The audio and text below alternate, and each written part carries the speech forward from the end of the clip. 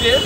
জলবায়ু পরিবর্তনজনিত প্রভাবে বাংলাদেশ বিশ্বের মধ্যে একটা বিপন্ন দেশ এবং জলবায়ু পরিবর্তনের জন্য মূলত দায়ী হচ্ছে বৈশ্বিক উষ্ণতা।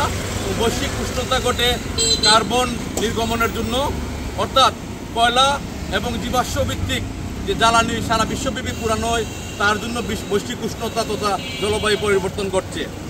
একই সাথে আমাদের জাতীয় প্রেক্ষাপটে যদি আমরা চিন্তা করি, আমাদের জ্বালানি খাতে আমাদের রাষ্ট্রীয় দায় হচ্ছে সর্বোচ্চ এবং জ্বালানি খাতের দায় মেটাতে গিয়ে বাংলাদেশের অর্থনীতি প্রায়শই ঝুঁকির মুখে পড়ে। যে কারণে আমরা চাই বাংলাদেশকে একটি জ্বালানি সার্বভৌম রাষ্ট্র হিসাবে গড়ে তুলতে আমরা জীবাশ্ম জ্বালানি কেন্দ্রিক সকল বিদ্যুৎ কেন্দ্র অবিলম্বে বন্ধ করে দেওয়া হোক এবং সারা দেশব্যাপী নবায়নযোগ্য জ্বালানির প্রসার হোক।